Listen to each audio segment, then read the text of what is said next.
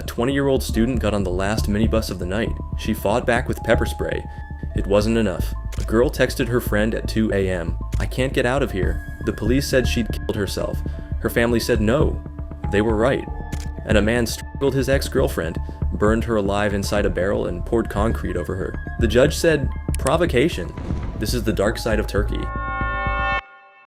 On February 11th, 2015, Özgecan Aslan got on a minibus in Tarsus to head home after class. It was night. It was the last run of the day. And as the other passengers got off one by one, Özgecan was left alone with the driver. She never made it home. Her body was found 2 days later in a dry riverbed near a village called Çamalan. It had been burned.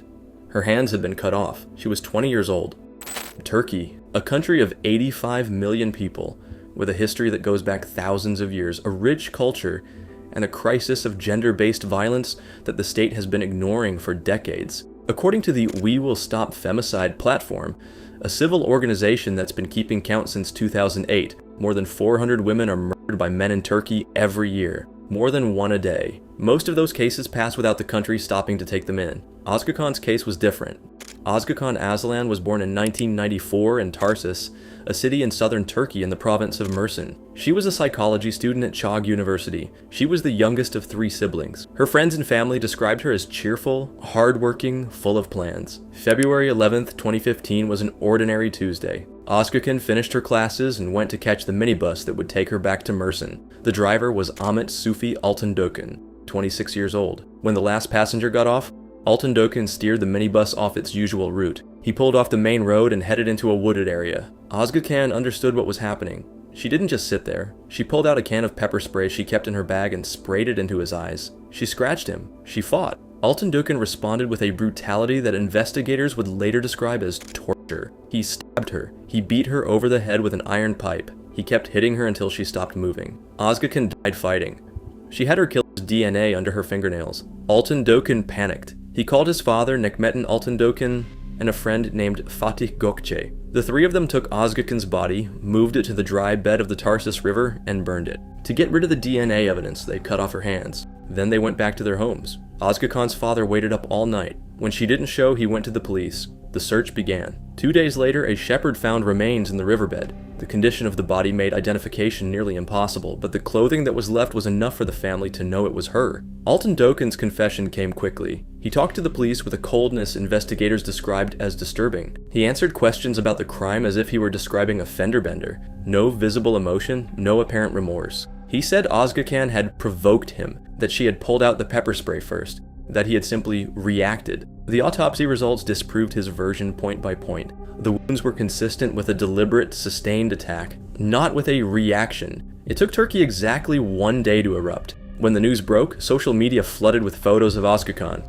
Not photos of the crime, photos of her alive, smiling, at the university, with her friends.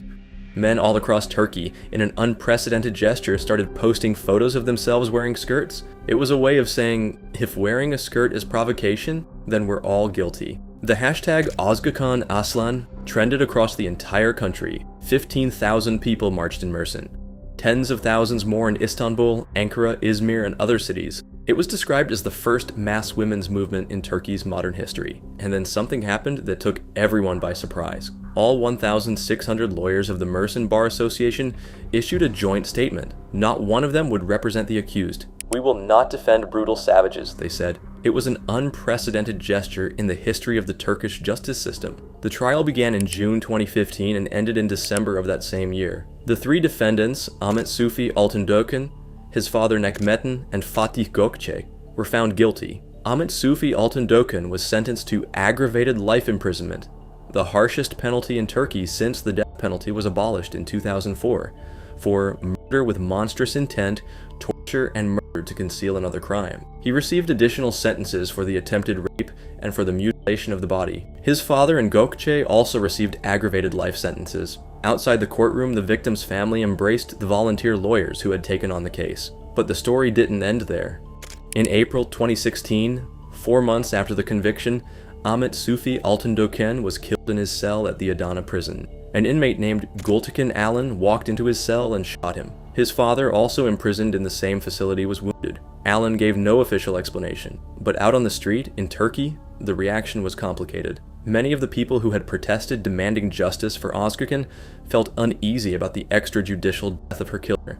Even as part of them felt relief. That moral dilemma, what to do with the satisfaction some people feel when a murderer dies without waiting on the system, was part of the conversation the Özgecan case opened up in Turkey. So what actually changed after the Özgecan case? Some things, not enough. The Turkish government announced emergency measures to protect women. Cameras were installed in minibuses. Controls on drivers were tightened. The Ministry of Family issued statements. President Erdogan said the case had deeply saddened him, but in 2015, the year of Özgecan's murder, 303 women were killed in Turkey. In 2016, 328. In 2017, 409. In 2018, 440. The numbers didn't go down. They went up. In 2021, Turkey pulled out of the Istanbul Convention, the international treaty protecting women that the country itself had been the first to sign back in 2011. The government argued that the convention threatened the family structure. The same year as the Özgecan case, Turkey had signed that convention. 10 years later, it walked away from it.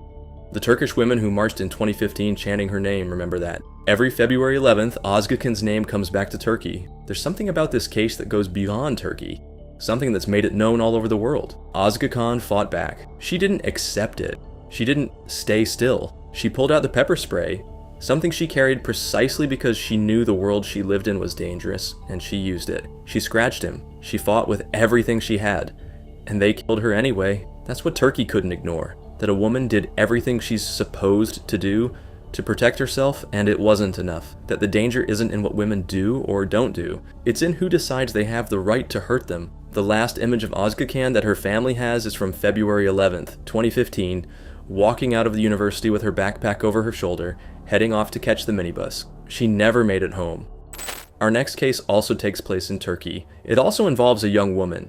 It also involves a system that was slow to act. But Şule Çet didn't die on a bus on a lonely road. She died on the 20th floor of an office building in Ankara, and the first official version was that she had killed herself. The family didn't believe it, and for months all of Turkey demanded that someone tell the truth. In the last case, we talked about a girl who fought back on a minibus and was killed anyway. About a system that couldn't protect her. About a Turkey that took to the streets because it could no longer keep ignoring the numbers. Our next case also involves a young woman. It also involves a system that tried to close the case too quickly. But this case has an additional element that makes it especially disturbing. The first official version was that she had killed herself, and Şule Çet's family spent months fighting to get someone to tell the truth.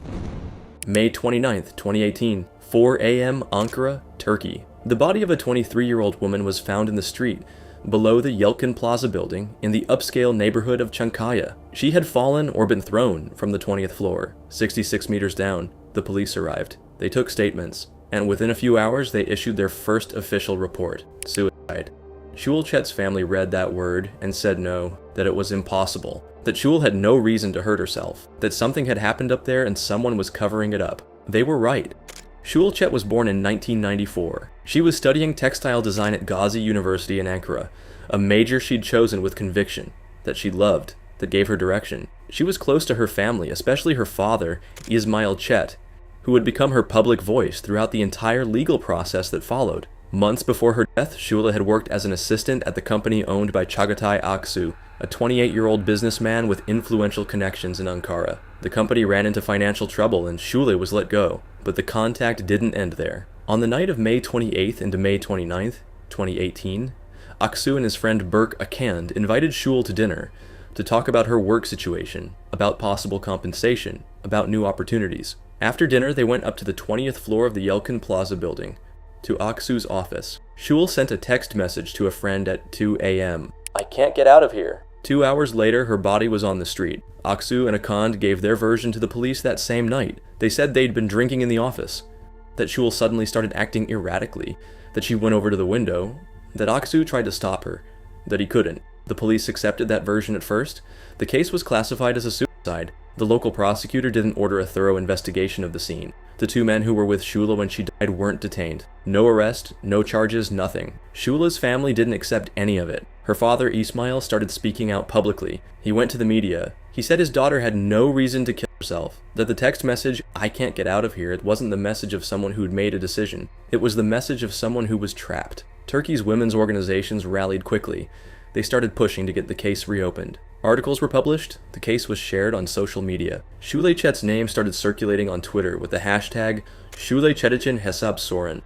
Demand answers for Şule Çet. For weeks the pressure mounted, and on July 14, 2018, 6 weeks after Şule's death, Çağatay Aksu and Berk Akand were finally arrested. What came to light during the investigation was devastating. Forensic analysis of the office revealed bloodstains, saliva, and other fluids on the carpet, evidence the police hadn't collected in their initial investigation. The independent forensic report commissioned by Şule's family determined that there were signs of sexual assault on the body. The two defendants' statements contradicted each other on key details. Aksu said he washed the glasses after Şule fell. Akand said he washed them before. Aksu said he tried to grab her by the arm. Forensic experts determined that the trajectory of the fall was inconsistent with someone jumping voluntarily, and also inconsistent with someone falling while another person tried to stop them. And there was something else. In letters written from prison, Aksu wrote to Akand, "Either we stick together, or we go down together." That's not what someone writes when they have nothing to hide. The defense tried strategies that outraged Turkey. The defendant's lawyer presented Şule's academic record to the court, her grades, her courses, as supposed evidence of her emotional state. He presented a medical prescription he had obtained illegally. He implied that the fact that Şule had agreed to go up to the office at 2 a.m. said something about her. Turkey responded with fury. The lawyer was later prosecuted and sentenced to 3 years in prison for illegally obtaining Şule's private data and for attempting to interfere with a fair trial. The defendant's father, Said Aksu, was also prosecuted for handing that information over to the lawyer. The strategy of blaming the victim didn't just fail. It cost the people who tried it additional criminal charges. On December 4th, 2019, 18 months after Şule's death, Ankara's 31st Criminal Court handed down its verdict. Çağatay Aksu, guilty of murder, aggravated sexual assault, and unlawful imprisonment. Life in prison plus an additional 12 years and 6 months. Berk Akand, guilty of being an accomplice to the murder, the sexual assault, and the unlawful imprisonment. 18 years and 9 months. Şule's family's lawyer, Umur Yildirim, spoke outside the courtroom. He said the verdict was a victory for Şule, but that the road to getting there shouldn't have been so hard. He was right. Şule Çet's case made it to justice because her family didn't give up, because women's organizations applied public pressure, because the hashtag spread, because public opinion forced a reinvestigation that the police and the original prosecutor hadn't thought was necessary. Without that pressure, the case would have stayed classified as a suicide. Aksu and Akand would have gone on with their lives. There's something about Şule Çet's case that goes beyond the individual crime. It's the question of how many similar cases didn't have a family who would fight. How many cases didn't have the hashtag? How many bodies found beneath buildings in the early morning hours were classified as suicides because no one insisted on asking what had really happened? In Turkey, women's rights organizations estimate that a significant share of the cases categorized as female suicides could be covered-up femicides. It's a claim that's hard to verify precisely because those cases aren't investigated thoroughly. Şule's case was different because there was a text message. "I can't get out of here." A handful of words that changed everything. That gave the family something concrete to hold on to. That made the suicide version impossible to sustain publicly. Without that message, would there have been a trial? Would there have been an arrest? Would anyone have listened to the family? Outside the courtroom on the day of the sentencing, women held up signs with Şule's name. Her father, Ismail, spoke to the media with his eyes full of tears. He said he had promised his daughter he would seek justice, that he had kept that promise. Şule Çet was 23 years old. She studied textile design. She went to a work dinner and sent her friend a message saying she couldn't get out. And she couldn't. Our third and final case today also takes place in Turkey. It also involves a woman. It also involves a man who couldn't accept that the relationship was over. But this case has something the previous two don't. A conviction that was later reduced, and the image of a concrete-filled barrel in the middle of a forest. I'm talking about Pınar Gültekin. In the two previous cases, we talked about women who died at the hands of men who then tried to control the narrative. Altan Dokan said Özgecan had provoked him. Aksu said Şule had killed herself. Our last case today follows the same pattern, but with a twist that Turkey still hasn't fully come to terms with, because this time the justice system believed the killer. July 16th, 2020, Muğla, Turkey. Pınar Gültekin was 27 years old. She was a student at Sıtkı Koçman University in Muğla. She left her house that day and never came back. Her family searched for her for 5 days. On July 21st, the police found what was left of her in a forest on the outskirts of the city. She was inside a plastic barrel. The barrel had been burned, and then filled with concrete. The investigation moved fast because the security cameras at a gas station captured something key. Shamal Metin Avşu, Pınar's ex-boyfriend, loading fuel cans into his car days after she disappeared. Avşu was 32 years old. He was married, he had a wife and kids. He'd had a relationship with Pınar that ended, and he hadn't been able to accept it. When the police confronted him with the footage, he denied everything at first. Then, when the evidence became impossible to refute, he confessed. He said he'd had an argument with Pınar, that she had provoked him, that he strangled her, that afterward he panicked and burned the body to destroy the evidence, that he then filled the barrel with concrete so no one could find her. The autopsy revealed something the defense could never explain. Pınar was alive when Avşu set the barrel on fire. He didn't kill her and then burn her. He burned her alive. Turkey processed that information with a mix of horror and fury that spilled out across social media, into protests, into editorials in every outlet in the country. Pınar Gültekin's case came at the worst possible moment for the Turkish government, in the middle of the COVID-19 pandemic, with empty streets and protests banned. And even so, the women came out, with masks on, keeping their distance, but they came out. In Istanbul, in Ankara, in Muğla, in dozens of cities. Banners with Pınar's name, with the phrase that had become the rallying cry of the Turkish feminist movement ever since Özgecan's case 5 years earlier. We don't want to die. The case also sparked a debate about the death penalty. President Erdogan, who generally avoided taking a position on these cases, publicly said he would support reinstating capital punishment if Parliament approved it. Many people read the statement as a calculated response to the public outcry, with no real intention of following through. The trial began in November 2020. Avşu changed his story during the proceedings. He no longer talked about panic after the death. Now he claimed Pınar had blackmailed him, that she threatened to destroy his family if they didn't get back together, that he had acted under unbearable pressure. It was the same logic Altan Dokan had used with Özgecan 5 years earlier. The victim as the provocateur, the killer as a victim of circumstance. Prosecutors asked for aggravated life imprisonment, the maximum penalty in Turkey, under the charge of murder with monstrous feeling or causing torment. The description fit perfectly. Burning someone alive inside a concrete-filled barrel could hardly be described any other way. In the Muğla court's first verdict, Avşu was sentenced to aggravated life imprisonment. Turkey breathed. Pınar's family breathed. It didn't last long. On June 20th, 2022, 2 years after the murder, that same Muğla court reviewed the sentence and reduced it from aggravated life imprisonment to 23 years in prison. The grounds: unjust provocation. Article 29 of the Turkish Penal Code allows sentences to be reduced when a judge determines that the defendant acted under unjust provocation by the victim. It's a legal mechanism that, in Turkey, is applied with a frequency that women's rights organizations condemn as systematic, especially in femicide cases. Avşu had said Pınar provoked him. The court accepted that description, and it reduced the sentence of a man who had strangled a woman, burned her body alive inside a barrel, and filled that barrel with concrete, because it decided the victim had provoked him. Pınar's family's lawyer, Rizan Özdemir, walked out of the courtroom and told the cameras, "Justice died here today. We're going to appeal." And she appealed. The story of Avşu's sentence is one of the most complicated and most revealing in the Turkish justice system. In March 2023, the Izmir Court of Appeals reversed the reduction and reinstated the aggravated life sentence. Turkey breathed again.